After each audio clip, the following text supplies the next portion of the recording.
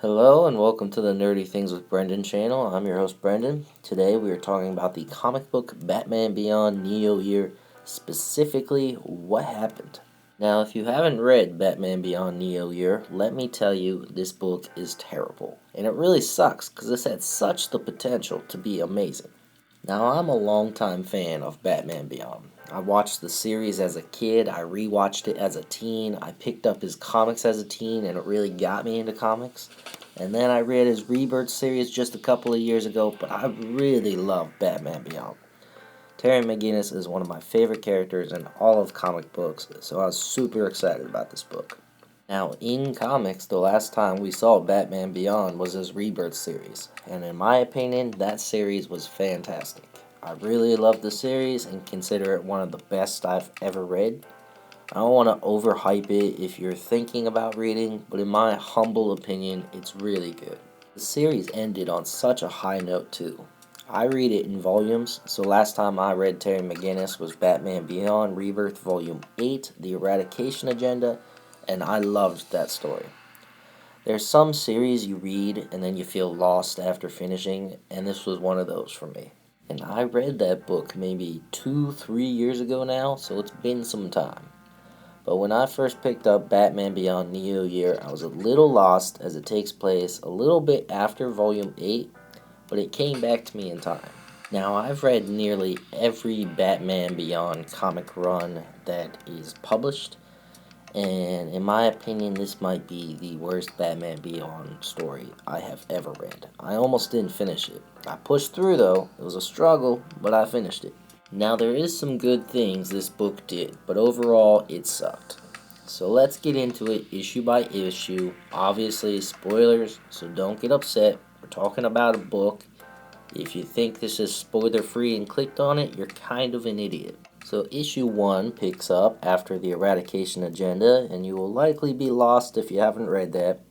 We see Terry is keeping a journal of his adventures similar to Bruce in Batman Year 1, so that's pretty cool. More recently, we saw Bruce doing this in the Batman as well with Robert Pattinson, so that's a great touch. It's a pretty cool thing to see. We then see that Terry is having doubts about the progress he's making as Batman. Despite his efforts, crime in Gotham is still out of control. We then see him in his apartment with the bat suit, some weights, and some stubble, and it's pretty cool looking. We then see Terry walking through the underbelly of neo-gotham. It would seem this book is inspired by Batman Year 1 and the Batman movie. In both Batman Year 1 and the Batman movie, we see Bruce undercover in the underground of Gotham. Because Bruce Wayne is dead at the time, we now see that Wayne Powers is under new leadership. We're then introduced to the holographic man, and this guy is annoying as shit and over the top, but that's Batman villains for you. We're not supposed to like this guy, so it makes sense. Terry thinks the guy is shady and places a tracker on him. We then find out that Barbara Gordon is retiring as commissioner. Batman then takes out some guys. It's cool, but nothing we haven't seen before. Then this dude shows up and kicks Terry's ass. He's got some kind of light powers similar to the holographic man, leading me to believe it's him. Then the issue's over, but overall, not a bad start. Issue 2 starts with some weird shit I can barely explain, but the city talks, I guess? Literally, it's not coming from a TV, not a computer. I have no idea what the hell is going on. But this is where the story really kind of turned to shit for me. We then see Terry messing with some gadgets, which is cool. He's never really been a big tech whiz, so it shows how he's learning and growing. He then goes undercover in the worst way possible, a hoodie and covering his eyeballs. Hair still his natural color, same facial structure. We're not talking a domino mask either, it's worse than that.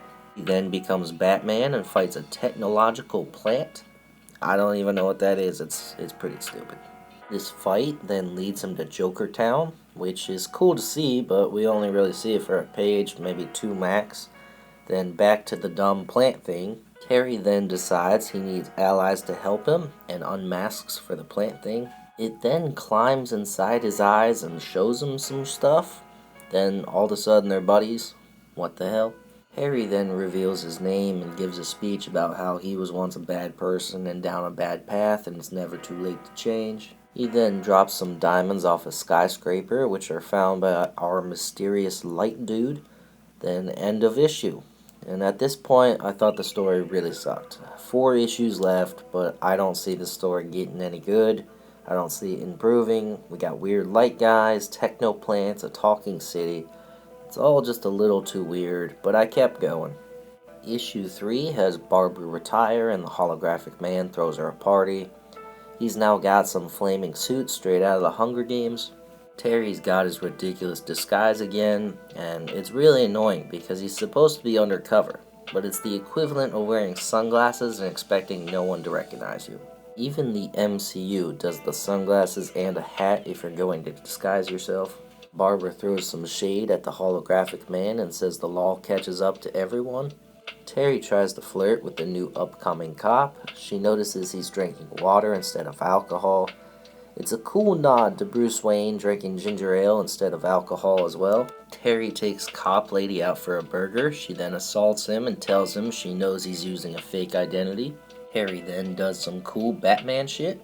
We then get more weird talking city crap and some holograms. Then Light Guy shows up. Lights and holograms, come on. I've read enough comics to know anyone newly introduced is up to something. Usually the bad guy, sometimes a misdirection, and sometimes they're good. But if a new character just shows up out of the blue, there's something up. But then the issue ends.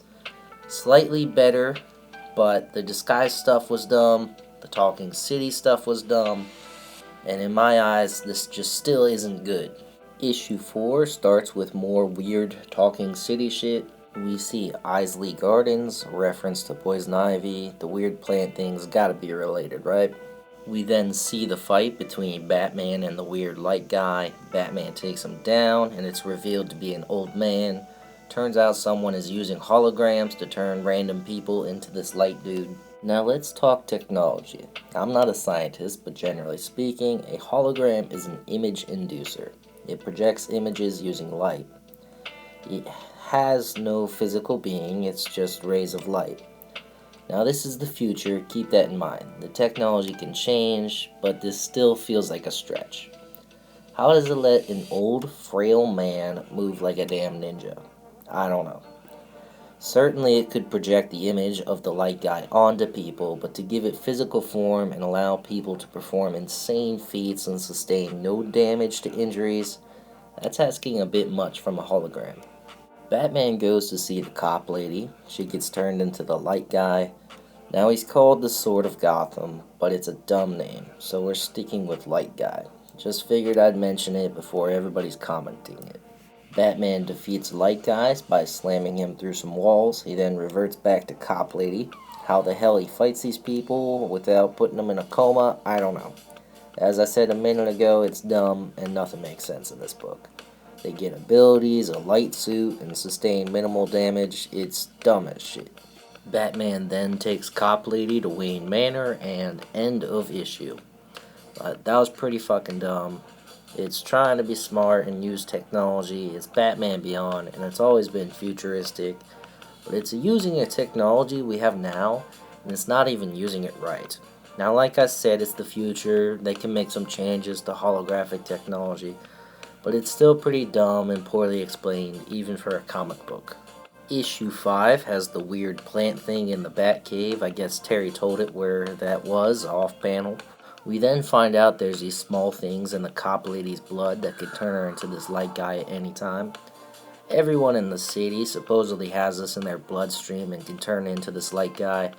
And I always find this kind of weird in stories because it would take a while to infect everyone in the city. Like maybe months, if you're really pushing maybe a couple weeks. But even so, in that time you're telling me nobody's had blood drawn, nobody's examined blood in a hospital, nothing, nobody's found this? This is where the wildest part of this entire story takes place. Terry then gives up on the city for 3 months. Yeah, that's right, Batman gave up on Gotham for 3 months. What the hell? We then see that Terry's been working out in this 3 months and now has a beard. It's pretty badass looking. It's dumb, but for me the story's a little bit redeemed here for giving us a badass looking Terry at least. Now, the story's still really dumb, and the 3 months Batman quit is just the dumbest thing ever. But bearded, ripped Terry is pretty freaking cool. Terry then puts on a Batman mask, but not his, one of Bruce's that shows the mouth. So we have bearded Batman, which looks pretty dumb. Bearded Terry's cool, but bearded Batman's pretty dumb. It's revealed in those 3 months that Batman has quit on the city that they purged the Sword of Gotham, or the light guy as I've been calling it, particles, from the cop lady's body. Terry and her then have a drink, which is weird considering he was just shown drinking water instead of alcohol like 2 issues back. But I guess when you give up on the city for 3 months, you can drink. They then talk about Bruce Wayne and the symbolism of Batman. Terry then unmasks and chucks the mask. And if you pay attention to the scenery in this kind of part, it really makes no sense. At one point, he's in the mask, and in the rain, it's dark and stormy. Then he unmasks, and suddenly the sun's out, and he's feet from skyscrapers. Whereas before, it was just like Wayne Manor caves and stuff. So I have no idea what the hell just happened. It makes no sense. I was confused. The city then talks again. It's still dumb. We see Light Guy and the Holographic Man. Hate them both. We then see that Terry's got a new suit. And then that's the end of issue 5. Thank God there's only one more, because this really sucks.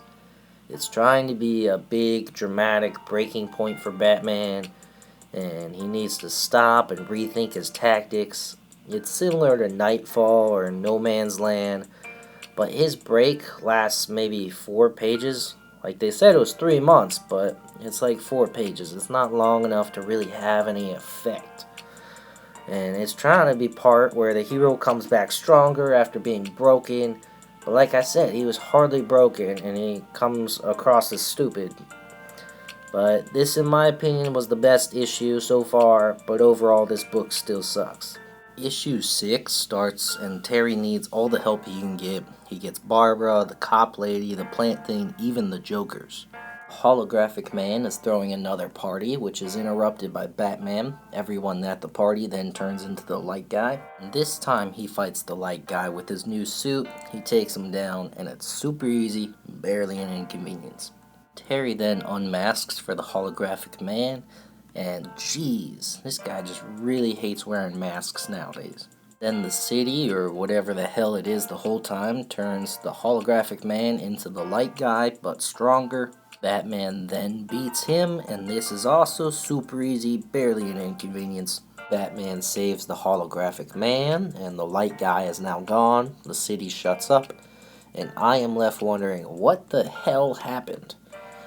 Like, who was behind all this? Was I really supposed to believe the city is behind this? Harry then gets a drink with the cop girl, and I guess they're dating now. And it's funny that she looks just like Terry's old girlfriend Dana, but hey, I guess he's got a type. She then picks up a novelty Batman mask, and Terry says no more masks. Guess he really does hate wearing those masks now. And then, yep, that's it. It's over. And now that it's over, it's just my opinion, but that sucked. I have no idea what happened. Holographic Man isn't a bad guy or in jail or anything. He's just kind of there and throwing parties. The city stopped talking. I don't even know if it was talking in the first place, and what the fuck does that mean if a city's talking? How did it start? I don't know. Who's behind it? No one, I guess? I don't even know what the hell happened, and it's very likely I might just be too stupid to understand what happened. So if you know, please explain to me in the comments. But I was lost, and I thought this sucked. And now Terry's done with masks? What the hell? Now, it's been a long time since I read Batman Beyond Rebirth, and it might be explained, but as I said, it's been a long time. But what happened to all his allies?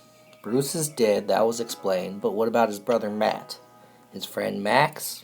The new Batgirl? That series was great and set up some really great things, and it's all just basically ignored in this. So overall, I thought this sucked. As I said though, there's some good references, some good parts, and some badass parts, but not enough to redeem the book.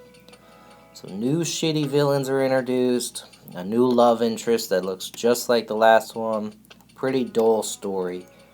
But in making this video, I found some things I really liked about this book, and I've done some thinking too. I've read a lot of comics, and in the grand scheme, this isn't that bad. I've read some really bad stories, but I really like Batman Beyond, and I basically have my whole life. I think this is so startling to me because up until now, every Batman Beyond story I've read, I have really liked. Even the New 52 when Tim Drake was Batman Beyond.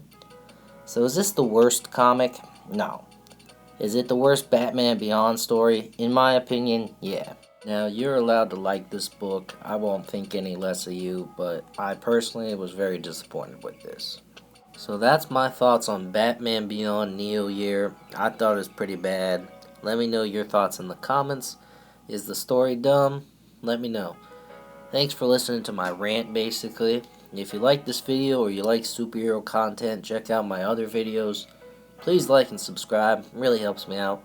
And check out my Facebook page for exclusive insights into new videos and channel updates. Thanks again for watching, take care, bye.